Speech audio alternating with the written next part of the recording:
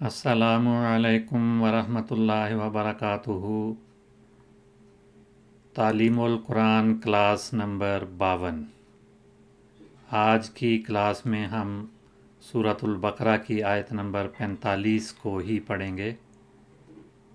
अऊज़ु बिल्लाहि मिनश शैतानिर रजीम। बिस्मिल्लाहिर रहमानिर रहीम। अतअमुरूनन्नास बिल्बिर्रि वतन्सौना अन्फुसकुम वअन्तुम तत्लूनल किताब अफला ताकिलून। क्या तुम लोगों को नेकी का हुक्म देते हो और ख़ुद अपने आप को भूल जाते हो, जबकि तुम किताब भी पढ़ते हो। आखिर तुम अक्ल क्यों नहीं करते। इस आयत का लफ्ज़ी तर्जमा गुज़श्ता क्लास में हम सीख चुके हैं। आज की क्लास में पहले जुमला की तशरीह जो मुकम्मल हो चुकी है, उससे आगे हम वतन्सौना अन्फुसकुम से शुरू करेंगे।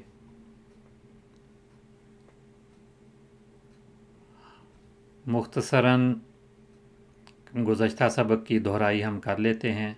हर्फ़ इस्तिफ़हाम है, इसके माने हैं क्या। तअमुरूना ये फ़ेल मुज़ारे मारूफ़ जमा मुज़क्कर मुखातिब का सीगा है और इसमें वाओ ज़मीर कही जाती है। तो ये ज़मीर मरफ़ू है जो कि फ़ाइल बन रही है और जमा मुज़क्कर मुखातिब का ये सीगा है।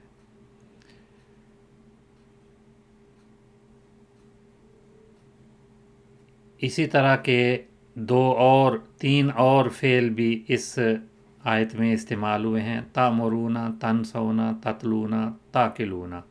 ये तमाम सीगे अब मादा इनका मुख्तलिफ है, लेकिन गर्दान में सीगा सब का एक ही है, जमा मुज़क्कर मुखातिब का सीगा।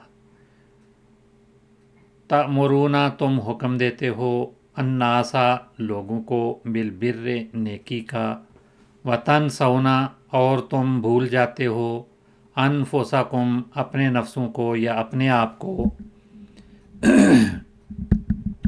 व तुम इस हाल में कि तुम या जब के तुम, ततलूनल किताबा किताब को भी पढ़ते हो।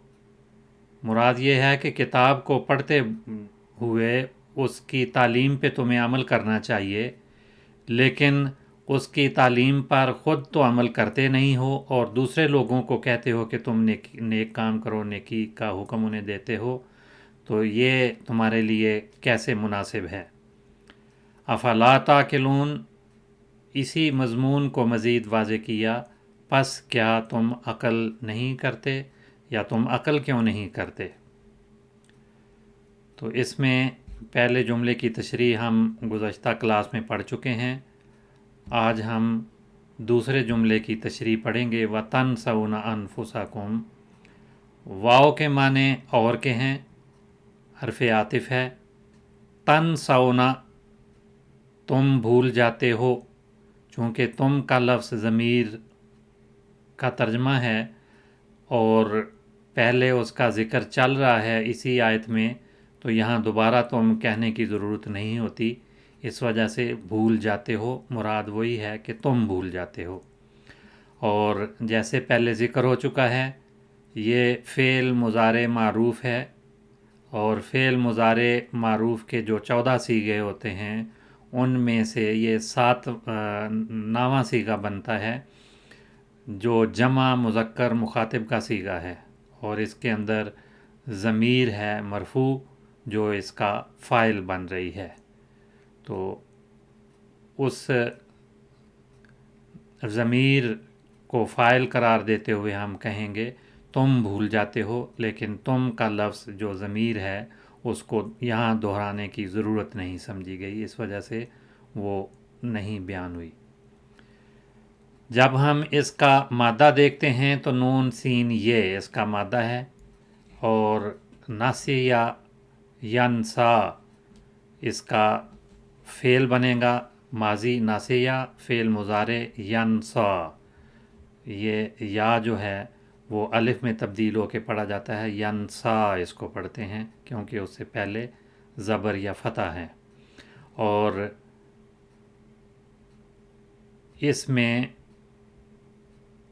اس کا باب بنے گا عالمہ یا علمو، تو جو مختلف ابواب ثلاثی مجرد کے 6 ہیں، ان 6 ابواب میں سے عالمہ یا علمو اس کا باب بنتا ہے، اور اس کا مصدر انسن،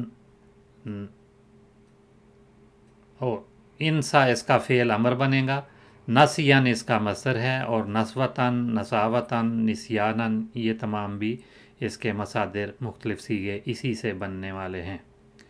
اور جب ہم اسے اسم فاعل بناتے ہیں تو ناسن اس کا اسم فاعل بنتا ہے، جیسے پہلے ذکر ہو گیا کہ مادہ اس کا نون سین یا ہے، اور نون سین یا میں فاعل کا وزن ناسیون بنے گا، لیکن یا جو ہے وہ یہاں حذف ہو جاتی ہے، اور بعض جو مخصوص قواعد ہیں اس کے مطابق اس کی حرکت پہلے گرتی ہے، اور حرکت گرنے سے وہ ساکن ہو جاتی ہے، اور اس کے بعد تنوین کا نون ہے، تو ناسیون سے وہ جب ہم اس حرکت کو گرا کے پڑھتے ہیں تو یا بھی ساکن اور اس کے بعد نون ساکن، 2 ساکن اکٹھے نہیں پڑھے جا سکتے، اس وجہ سے حرف علت کو عام طور پہ گرا کر پڑھا جاتا ہے، تو یہ فاعلن کا وزن ہے لیکن ناسن پڑھیں گے۔ یہ زیر جو یہاں نظر آ رہی ہے یہ اعراب کی علامت نہیں ہوگی، بلکہ رفع کی صورت میں بھی اس کو ناسن پڑھیں گے، جر کی صورت میں بھی اس کو ناسن ہی پڑھا جائے گا، لیکن جب اس پہ نصب دیں گے تو وہ یا واپس آ جائے گی، اور ناسین اس کو پڑھیں گے۔ بہرحال یہ تو اس کلمے کی، اس لفظ کی بناوٹ ہے، فاعلن کا وزن ہے، ناسن اس کا اسم فاعل ہے، اور انہی معنوں میں نساء کا لفظ بھی آتا ہے۔ یہ نسایون تھا جو آخر میں الف کے بعد یا آتی ہے، اس کو حمزے میں تبدیل کر کے عام طور پہ پڑھا جاتا ہے، تو یہ فعالن کا وزن ہے جو عام طور پہ مبالغے کا صیغہ کہلاتا ہے، اور اسم فاعل یا اسم مفعول والے معنی ہی دیتا ہے، تو یہ نساء بھی اس سے اسم فاعل کے معنی دینے والا اسم بنا ہے۔ اور ناسن کی مؤنث ناسیتن ہے،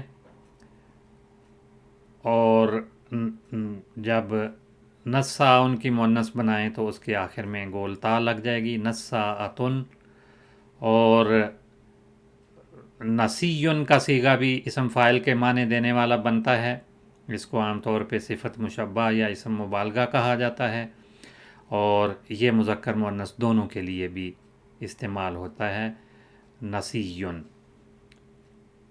اور اس سے اسم مفعول جب بنائیں تو وہ منسیٌ بنتا ہے، یہ بھی مفعول کا وزن ہی کہلائے گا، لیکن اس میں تبدیلی ہو کر مفعول عین کے بعد جو واو آتا ہے وہ سین کے بعد واو تھا جو یا میں تبدیل ہو گیا، اور اس سے پہلے کسرہ آ گئی، منسیٌ یہ پڑھا جائے گا۔ بہرحال یہ اسم مفعول ہے، اور نسیہ ینسا کے معنی بھلا دینے کے ہوتے ہیں، تو اس لحاظ سے اگر ہم دیکھیں تو ناسن بھلانے والا، نساؤن بہت بھلانے والا، ناسیتن عورت بھلانے والی، کسی کو بھلا دینے والی یا بھول جانے والی، نساءتن بھی یہی معنی دے گا، نسیٌ کے معنی بھی بھول جانے والا، اور مفعول منسیًا ہے جس کو بھلا دیا جائے، ذہن سے نکال دیا جائے۔ نسیہ ینسا جب ہم فعل پڑھتے ہیں تو اس کے معنی بھلانے کے ہیں، اور جب اس کے ساتھ مفعول آ جائے نسی الامر تو کوئی بات بھول جانا اس کے معنی ہیں، یا ذہن و حافظے سے کسی بات کا نکل جانا مراد ہوتا ہے۔ نسیٌ اسم یہ مصدر ہے جو اسم کے طور پہ استعمال ہوا ہے، تو اس کے معنی بھلایا ہوا، اسم مفعول منسیٌ کے معنوں میں یہ آئے گا، یا بھلائی ہوئی چیز۔ دوسرے معنی اس کے بنتے ہیں ناقابل اعتنا چیز، یعنی جس چیز کو کوئی اہمیت نہ دی جائے، جو کسی شمار میں نہ لائی جائے۔ قرآن مجید میں آیا ہے مت قبل ھذا وکنت نسیا منسیا۔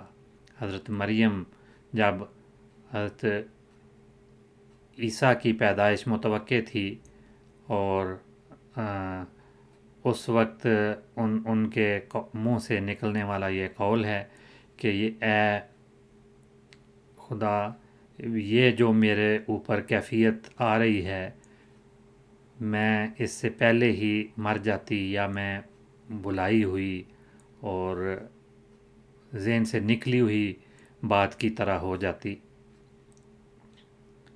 اور نسیٌ کی جمع انساٌ آتی ہے۔ نسیٌ جو ہم پہلے پڑھ چکے ہیں، مذکر مؤنث دونوں کے لیے استعمال ہوتا ہے۔ یہ اسم ہے، اس کے معنی بھی بھلائی ہوئی چیز یا حقیر چیز جو کسی شمار میں نہ آئے۔ ہوا نسی قومہ، وہ اپنی قوم میں بھلایا ہوا یا بے حیثیت اور حقیر سا ہے۔ اسی مادے سے بننے والا ایک لفظ اسم ہے نسیان۔ یہ اسم ہے بہت بھولنے والا، بہت غافل۔ یہ نون کی زبر یا فتح کے ساتھ ہے، اور نون کی کسرہ کے ساتھ نسیان اگر پڑھا جائے گا تو اس کے معنی ہیں بھول اس کے معنی ہیں، یا بھول چوک، اور غفلت کے معنی اس کے بنتے ہیں۔ تو یہ مصدر والے معنی دیتا ہے، نسیان جو ہے وہ اسم فاعل والے معنی دینے والا ہے۔ اور نسیان بھول کے عارضے کو بھی کہتے ہیں۔ تو یہاں یہ بات بھی واضح ہو جائے کہ ایک حرکت کے فرق سے معنوں میں فرق پڑ جاتا ہے، اس لیے عربی زبان کو سیکھنے یا سمجھنے کے لیے اس کی حرکات کو دیکھنا بھی بہت ضروری ہے۔ یہاں پر تو آغاز میں جو حرکت نون پہ آ رہی ہے صرف اس کا فرق ہے، لیکن بعض اوقات آخر میں جو تبدیلیاں ہوتی ہیں، حرکات بدلتی ہیں، یا بعض حروف تبدیل ہو کر آتے ہیں، تو اس سے بھی معنوں کا فرق پڑتا ہے۔ لیکن آخری حرف کی حرکت کی بحث جو ہے وہ علم نحو کہلاتا ہے گرامر کے لحاظ سے، اور جو باقی حروف کی حرکات اور ان کی جو شکلیں مختلف بنتی ہیں اور الفاظ مختلف بنتے ہیں، وہ علم صرف کہلاتا ہے۔ تو ہم چونکہ یہ ترجمہ سیکھ رہے ہیں، اس لیے دونوں باتیں ہم ساتھ ساتھ سیکھنے کی کوشش کریں گے۔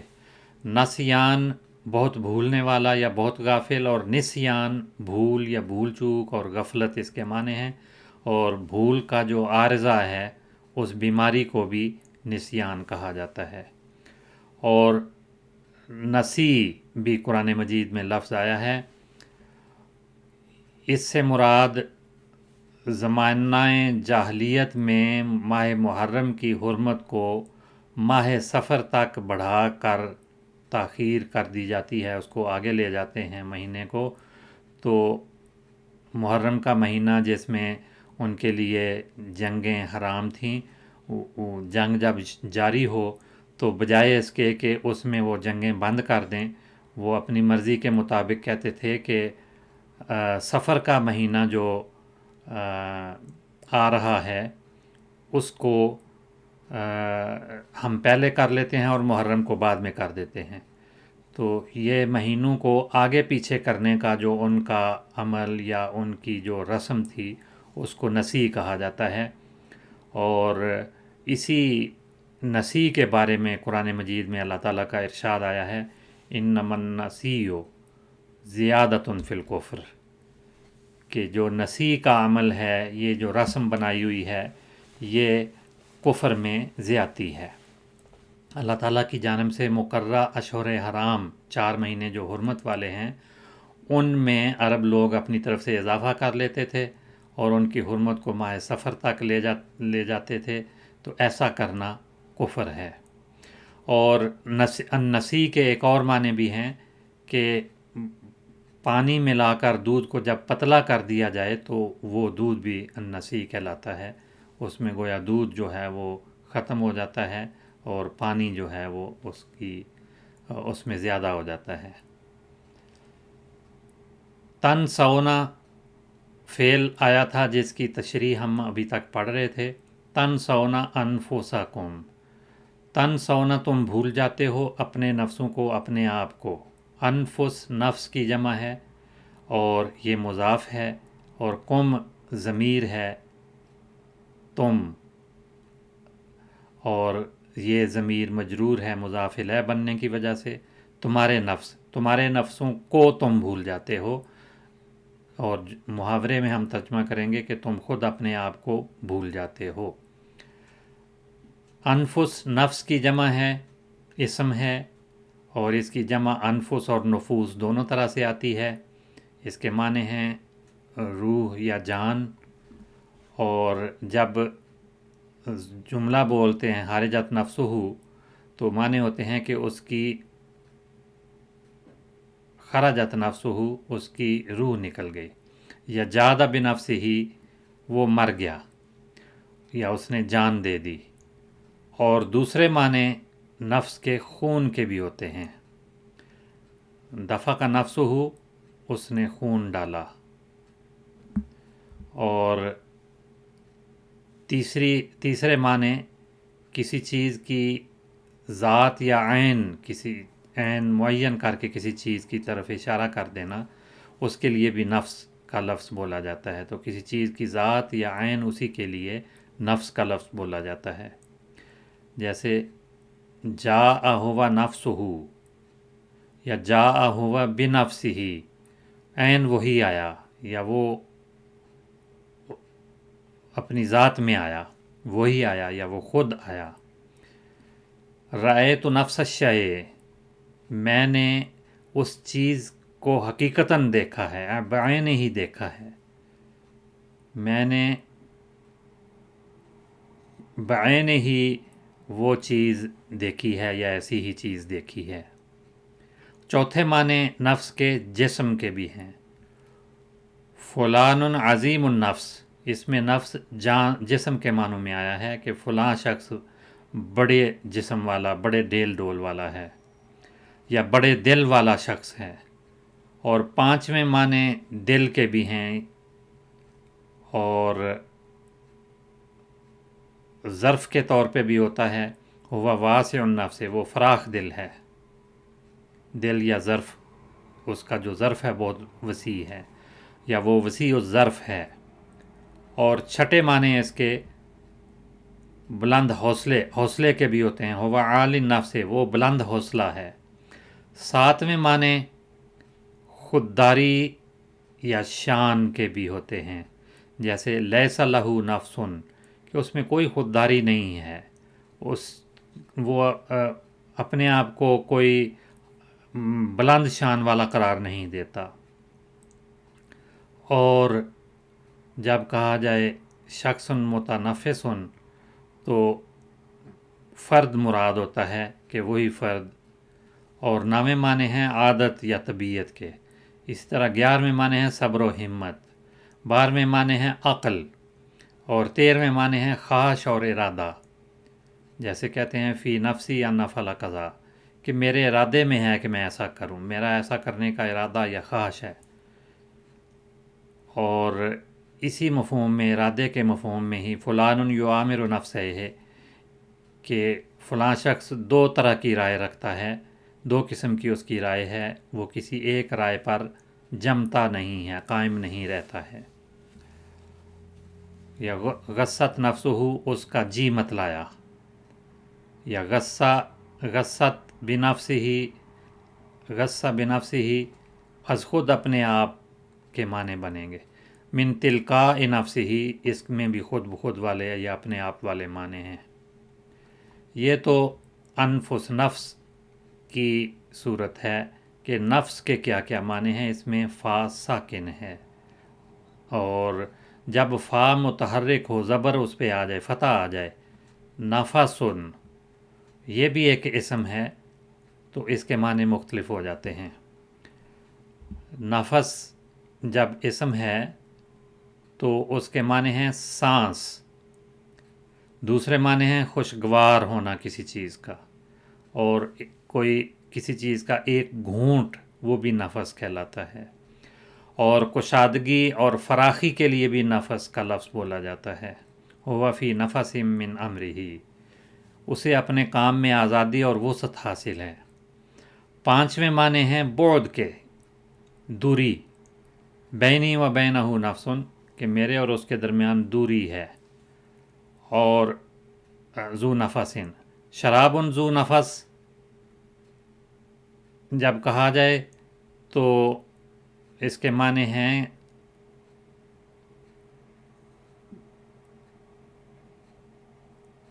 जो शराब के नीचे कुछ बैठ जाता है, या मशरूब भी ऐसे जो एक ख़ास किस्म का शराब है उसे ज़ू नफस शराब कहा जाएगा। और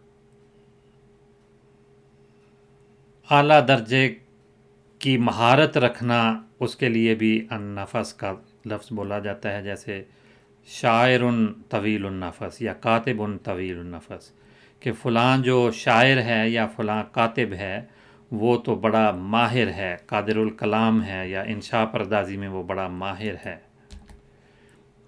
योजिबुनी नफस हाज़ल मुअल्लिफ़ व हाज़ ताही, कि इस मुसन्निफ़ का तर्ज़ तसनीफ़ या इस बावर्ची का तरीक़ा तबाख़ी मुझे बहुत पसंद है। ताही बावर्ची को कहते हैं, खाना पकाने वाले को कहते हैं। तो नफस का लफ्ज़ इन मुख्तलिफ़ मानी में आता है, जिसकी जमा अनफास आती है।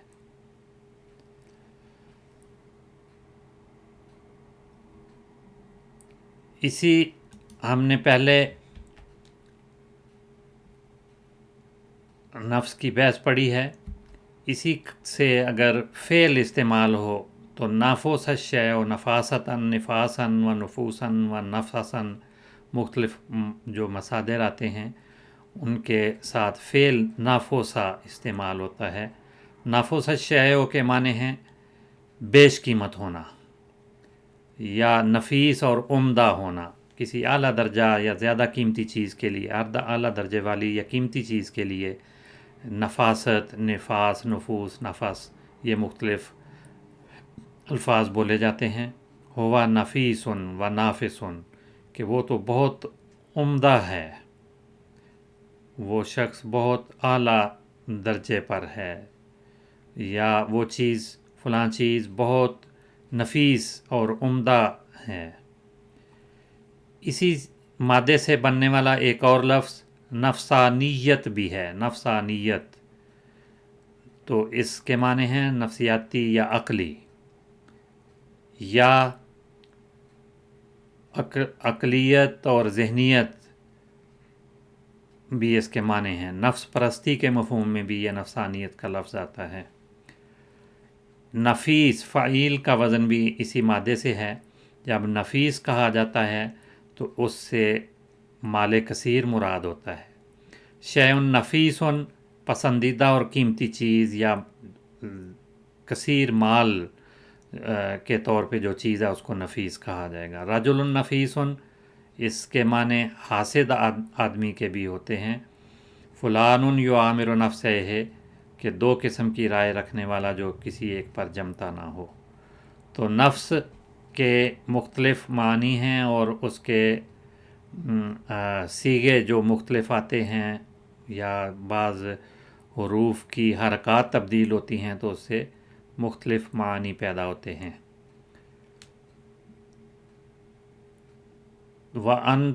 वतन सौना अनफुसकुम, और तुम अपने नफ्सों को भूल जाते हो। ये जुमला मुकम्मल हुआ। उसके बाद है व अन तुम ततलून अल किताबा। वाओ के माने तो और के होते हैं, लेकिन यहाँ पर ये हाल के माने दे रहा है। इसको वाओ हालिया कहते हैं। वैसे हरफ आतिफ़ी है, लेकिन معنوں کے لحاظ سے یہاں پر جو اس کے معنی بنتے ہیں وہ حال والے معنی بنتے ہیں، اس لیے ترجمہ اس کا حالانکہ یا جب کے کریں گے۔ انتم، تم بھی، تم یا تم بھی، یہ انتم ضمیر منفصل ہے اور مرفوع ہے، مبتدا بننے کی وجہ سے مرفوع ہے، اور ضمیریں 14 قسم کی آتی ہیں صیغوں کے لحاظ سے، تو یہ جمع مذکر مخاطب کا صیغہ بنے گا۔ جیسے تتلون جمع مذکر مخاطب کا صیغہ ہے تو تتلون بھی ویسے ہی ہے۔ تتلون یہ فعل ہے اور اس کے ساتھ فاعل بھی، جو اس طرح سے جملے کے آغاز میں ضمیر آتی ہے وہ بالعموم مبتدا بنتی ہے اور اس کے بعد اس کی خبر آتی ہے، تو یہاں بھی یہی صورت ہے، تتلون خبر ہے لیکن اکیلا ایک لفظ میں خبر نہیں ہے، خبر میں کوئی ایک لفظ بھی خبر بن سکتا ہے اور مرکب بھی خبر بنتا ہے اور ایک مکمل جملہ بھی خبر بنتا ہے۔ یہاں تتلون ایک مکمل جملہ ہے جس میں فعل اور فاعل شامل ہیں، تو یہ فعل مضارع معروف کا صیغہ ہے، جمع مذکر مخاطب 14 صیغوں میں سے بنتا ہے اور اس میں شامل ہے ضمیر مرفوع جو اس کا فاعل بن رہی ہے، وہ فاعل اور یہ فعل مل کر ایک جملہ بناتے ہیں اور جملہ خبر بنتا ہے انتم کی جو مبتدا تھا۔ اب ہم اس لفظ کی بناوٹ اور اس کے معنی کو دیکھتے ہیں۔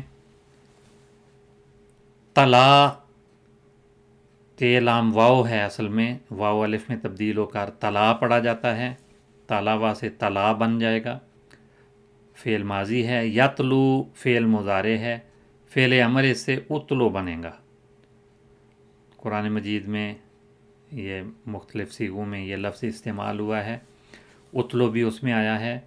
تلاوتاً اس کا مصدر ہے، اسم فاعل اس سے تالن بنے گا، جیسے ناسیون سے ناسن بنا تھا وہی تفصیل اس کی تالن کی ہے۔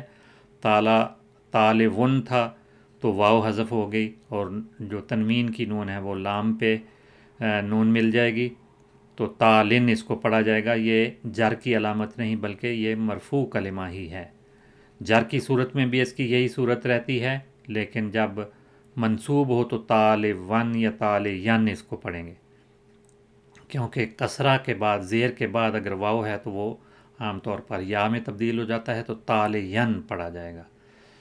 اور اسم مفعول اس سے مطلوون بنے گا، مطلوع کا لفظ جو جس کو تلاوت کیا گیا، پڑھ کے بتا دیا گیا، اس کے معنی پڑھنے کے اور پیروی کرنے کے دونوں معنی ہوتے ہیں، اس لحاظ سے ابھی تفصیل ہم دیکھیں گے۔ تلل کتابہ، اس نے کتاب کو پڑھا، کتاب کی تلاوت کی، کتاب کو بلند آواز سے پڑھا، تو تلا کے معنی بلند آواز سے پڑھنے یا محض پڑھنے کے معنی ہوتے ہیں، یا پڑھ کر کسی کو سنانا، اس کے لیے بھی یہ لفظ بولا جاتا ہے۔ اور تلل کتابہ و سنتا، کتاب و سنت کا اتباع کرنا، تو تابع ہونا یا کسی چیز کی اتباع کرنا وہ بھی تلا کے معنی ہیں، تو پڑھنا یا پڑھ کر سنانا اور پیروی کرنا، اتباع کرنا، یہ دونوں معنی ہیں۔ یتلو آیات من القرآن الکریم، قرآن کریم کو خوش الہانی سے پڑھنا اس کے معنی بنیں گے۔ قرآن مجید میں یہ بھی آیا ہے اولم یکفہم انا انزلنا علیک الکتاب یتلا علیہم، یہ یتلو سے یتلا فعل مجہول ہے، یتلو فعل مضارع معروف تھا، تتلونا اس کا نامہ صیغہ بنتا ہے جمع مذکر مخاطب کا، اور یتلا پہلا صیغہ ہے لیکن فعل مجہول ہے، تو مختلف صیغے اس کے قرآن مجید میں آئے ہیں۔ تلا یتلو طلوون، تلا طلوون جب کہا جائے تو پیچھے آنے کے معنی، نقش قدم پر چلنا، تابع ہونا، پیروی کرنا اس کے معنی بنتے ہیں، اور کسی چیز کے نتیجے میں کوئی بات پیدا ہونا اس کے لیے بھی، پیچھے رہ جانا یا جانور کا بچہ خریدنا، تلا فلانن کام میں کسی کا تابع ہونا، یا تلا لہو پیچھے چلنا، تلا عنہ چھوڑنا، تو بہرحال یہ اس کے مختلف معنی ہیں. یا تتلون الکتابہ، تم کتاب پڑھتے ہو، وانتم تتلون الکتابہ، اور تم کتاب پڑھتے ہو. افلا تاکلون، پس کیا تم عقل نہیں کرتے. وقت چونکہ ختم ہو رہا ہے اس لیے بقیہ حصہ انشاءاللہ تعالیٰ اگلی کلاس میں. السلام علیکم ورحمۃ اللہ وبرکاتہ.